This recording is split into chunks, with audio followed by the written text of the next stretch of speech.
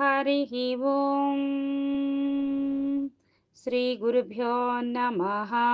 హరిః ఓం.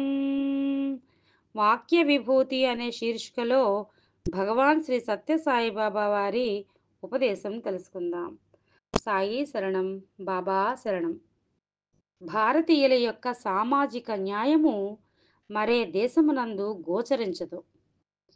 ఈ పవిత్రమైన రహస్యమును గుర్తించుకోలేని మూర్ఖులు భారతీయులు మూఢ విశ్వాసులని భావిస్తున్నారు. కాదు కాదు, భగవంతుని యొక్క ప్రేమను మానవుని వరకే పరిమితము కాకుండా సర్వ ప్రాణులకు కూడాను పంచిపెట్టాలనే విశాలమైన భావముతో ఈ విధమైన ఆదర్శము అందిస్తోంది భారతదేశము. ఇలాంటి భారతీయుల యొక్క సామాజిక న్యాయాన్ని ఏ దేశమునందు కూడాను మనం గుర్తించటానికి వీలు కాదు. ఈ తత్వజ్ఞానం యొక్క రహస్యాన్ని ఏ దేశము కూడాను గ్రహించుకోలేదు.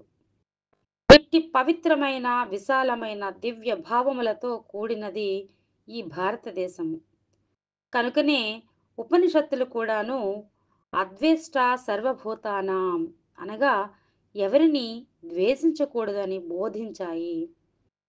ఎవరిని విరోధము చేసినప్పటికీ భగవంతుని విరోధించిన వాడవవుతావు, ఎవరిని ద్వేషించినా భగవంతుని ద్వేషించినట్లవుతుంది, ఎవరికి నమస్కారం చేసినప్పటికీ వారి యందు ఉండిన అంతరాత్మ స్వరూపుడైన పరమాత్మకే అందుతుంది అని బోధించాయి.